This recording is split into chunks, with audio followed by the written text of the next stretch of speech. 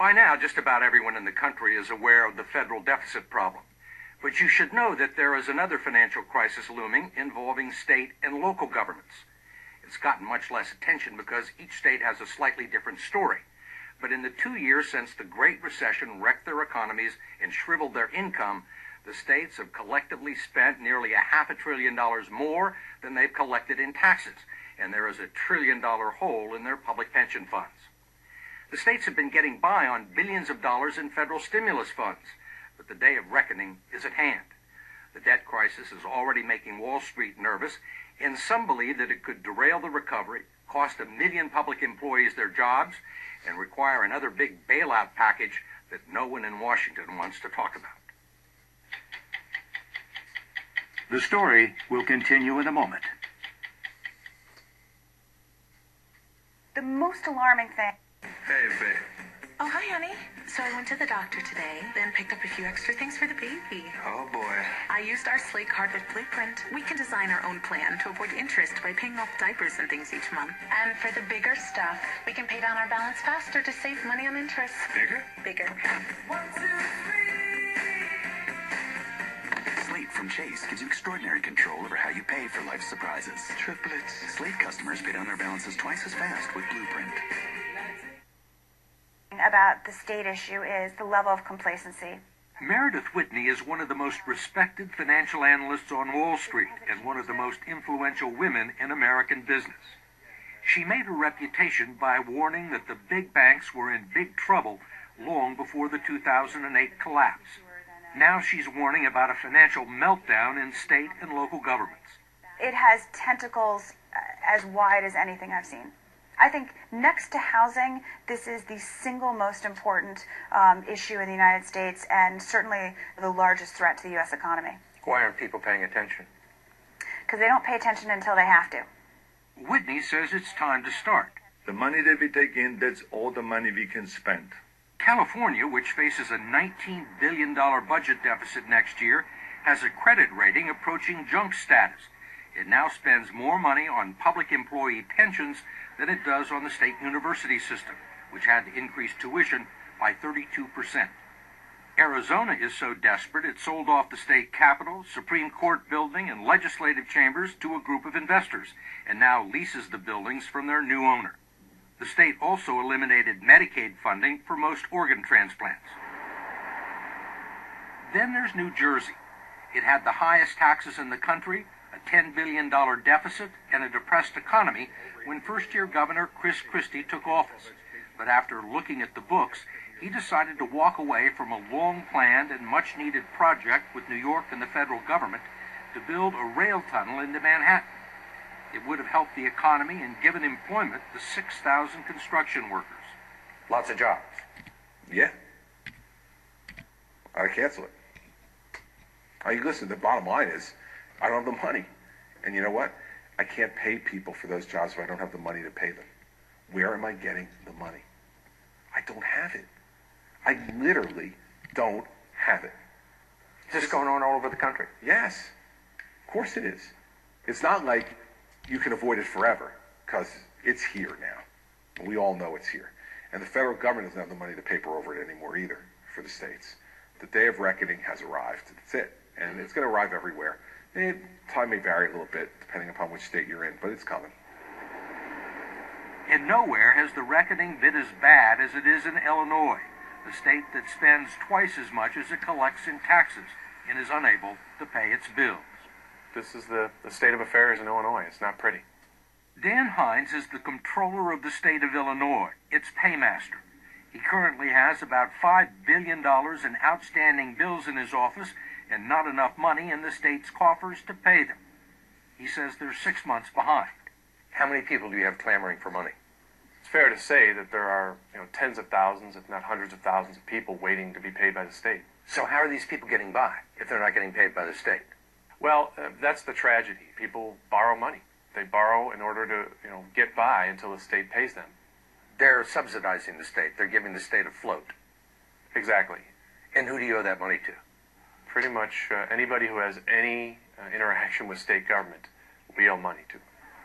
That would include everyone from the University of Illinois, which is owed $400 million, to small businessmen like Meyer Shaw, who owns a pharmacy in Chicago and has been waiting months for $200,000 in Medicaid payments. Then there are the 2,000 not-for-profit organizations that are owed $1 billion by the state. Lutheran Services has been around since 1867 and provides critical services to 70,000 people, mostly the elderly, the disabled, and the mentally ill. The state owed them $9 million just before Thanksgiving, and they nearly had to close up shop. How long can you go on like this? Well, we wonder that too, because we really don't know. Reverend Denver Bittner is the president of Lutheran Services. He says they were forced to tap their entire line of credit and all their cash reserves before the state would finally pay them as a hardship case. It has to be that you've sold off all of your assets. You have borrowed from everybody you can borrow from, and then we'll think about it. Even though they owe you the money? Even though they owe us the money. The first words out of my mouth are usually an apology, because they have been, put in this situation that, really is unacceptable, and there's very little I can do or say other than apologize. It's not just the social safety net that Comptroller Dan Hines has to worry about. There have been Illinois legislators evicted from their offices because the state didn't pay their rent, and stories about state troopers being turned away from gas stations because the owners refused to take their state credit cards. The state's a deadbeat. Yeah, I mean, the state of Illinois is known as a deadbeat state. This is a reputation that has taken us years to earn, and we've reached, the heights of, I think, becoming the worst in the country. Not all of the problems that Illinois and other states are facing right now can be traced to the Great Recession, but the precipitous drop in tax revenues did expose decades of financial irresponsibility, reckless spending, unrealistic benefit packages for public employees, and the use of political gimmicks to cover up hidden deficits. It's forcing state governors and the public to confront some harsh realities. This is different, isn't it? It is very different. And the reason it's different is because the only choices left are choices that people previously have said were politically impossible, that you couldn't do. You couldn't cut K-12 education funding. You couldn't do those things. You couldn't talk about pension and benefit reform for the public sector unions, that these were third rails of politics. We are now left with no alternatives. Just the third rail. Yeah, that's it. I'm just going to grab it and go and let the chips fall where they may. This money's got to come from someplace. In some ways, Governor Chris Christie is the political canary in the coal mine of the state fiscal crisis. He slashed New Jersey's budget by 26%, including $1 billion in cuts to education, forcing the layoffs of thousands of teachers. He got rid of 1,300 state workers and drastically reduced funding to New Jersey's cities, counties, and villages, which have their own financial problems. And he's still facing another $10 billion deficit next year. Long term, the situation is much, much worse. Okay, let's talk about the pension obligations. Sure. $46 billion unfunded liability for pensions, $66 billion unfunded for health care liability? Yes, sir. That's a lot of money. That's a lot of money even for the federal government. That's a lot of money. And there are people who think it's worse. Yeah, I think that's an optimistic view. Listen, at this point, if it's worse, what's the difference? I mean, it's bad enough as it is, so what's the difference? I mean, now we're talking about money that none of us can really get our arms around. I mean, this is unsustainable, right? Totally unsustainable. We have a benefit problem. It's not an income problem from the state. It's a benefit problem. And so we got to change those benefits. And what's the reaction been to that? It depends on where you sit. I mean, I think the general public thinks, I can't believe anybody gets a pension anymore. I've got a 401k. It got killed in the stock market. I don't know what I'm going to do for my retirement. I can't believe people get a pension anymore. So I think amongst the broad general public, they've said, amen. And I think among the public sector unions, they're yelling and screaming. And Christie is yelling back. He provoked a very public fight with the teachers union, which is one of the most powerful political forces in the state of New Jersey. And you're not compensating me for my education, and you're not compensating me for my experience. Well, you know what? Then you don't have to do it. It's a scene that is starting to play out all over the country. Cuts, cuts, cuts, and more cuts. Governors of cash-strapped states are beginning to cajole or bully public employee unions into making concessions on what are considered to be gold-plated retirement and health care packages, which are now collectively underfunded to the tune of $1 trillion. Some union leaders have suggested that you're running the state like Tony Soprano. Well, as an Italian-American, I take great offense to that. Listen, you know what it is? I'm the first person to expose them for what they've been doing to the public. You want the public employee unions to share the pain. You bet. I want them to share in the sacrifice.